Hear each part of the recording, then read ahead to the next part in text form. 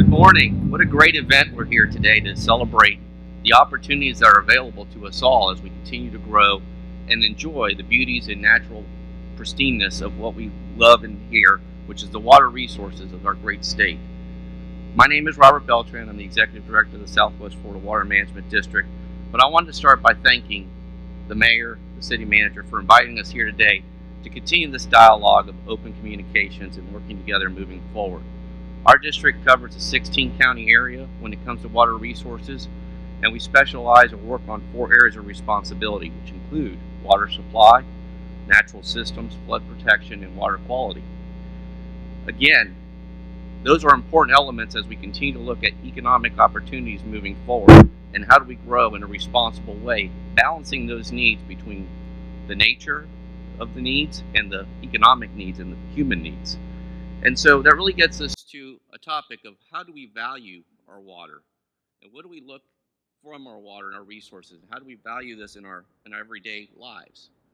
And we've done a lot of work at the district to understand that because we think it's important when we have open communications, we understand what people value and how they move forward so we can make sure that everyone understands what the proper message is. But when we did our research, and I'll be honest with you, financial security, happiness, peace of mind were at the top. Those were the 3 major efforts or values that people had in our community. Water was way down there. But do we really value water and what that means for those 3 things we do value? What would happen tomorrow if we opened our faucets and there was no water coming out of there? Our communities, our leaders of our local utilities have done a great job in providing us that resource, and do we really understand what that value of that resource is? That dynamic is quickly changing in our state, and we need to continue to try to address that moving forward. What would happen if tomorrow we opened up our well pump and we weren't able to irrigate our fields? That would be a major economic driver to our financial security, our happiness, and our peace of mind. Water drives our agricultural needs. It promotes an affordable cost of living and supports our growing communities and our business needs. Without water, we don't have economic development. Without water, we don't have our better communities. Without water, we don't have financial security, quality life, happiness, or peace of mind. So without sustainable water supply, we cannot move forward. And so our district really tries to keep that balance in between the nature needs and the human needs. And we've done a lot to understand that customer service element. I will tell you, from the last 3.5 years since I've been at the district, our response time on permitting needs has gone from 30 days to 11 days. We are out there working and talking with our community, and I just wanted to take a second to recognize Stella Gray, our government affairs person. Stella, could you please stand up? Stella's out in your community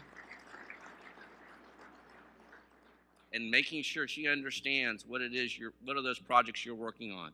What is it you need from the district to make sure we're all successful and we grow responsibly? So how do we address our water supply needs at the district? Well, I talked a little bit about water supply planning. Last month at our governing board meeting, we adopted our regional water supply plan is now out for comment. That is the roadmap of how we plan on sustaining water supplies over the next 20 years and where those new water resources will be coming from. We are a regulatory agency, but we also believe in providing economic financial support on water resource projects. Our district has done more good by partnering and providing financial assistance to move that ball on the resource side than we would by doing any kind of regulation elements. And that truly is our mantra. We want to be sure that we're there with you as a partner, and I got some great examples of that. We have worked with the city of Plant City on their Reclaim Water project. We spent $2.1 million on a Reclaim Water project with the city that will provide 550,000 gallons per day of reclaimed water, which will then offset 400,000 gallons per day that are coming out of the ground today. People that will enjoy that reclaimed water will include golf courses, residents, hospitals, ball fields, and that project is currently on its way and under construction. When we look at natural systems and what that means to us when we go out to our parks and we look at the beauty that we live in every day here in the state of Florida, a great example of where the district again has partnered with the city and others. Lake Thonotassa, the largest lake in Hillsborough County. For our district, we call it a swim priority water body, which means it's top of the list to make sure we get that water quality right. Over the last several years, we've been able to reduce the phosphorus levels going into that lake by 60%. Huge water quality driver going towards that lake and the quality of that water. And we continue to do more work. We're doing feasibility studies on the West Side Canal and what its impacts are on that water body, and how do we continue to move that ball and that needle forward. Again, we could do that with regulations, but we find it to be much more effective doing it through partnerships and cooperatively funding the science and the engineering that needs to happen in order to make sure we have that sustainable water supply we all enjoy and love every day. And then also on flood protections. You're probably very aware of our watershed management plans, where we're looking regionally at watershed and stormwater runoff and what occurs with that, and then helping set what are those big projects we need to do together to make sure that we don't have flooding risks, flooding issues.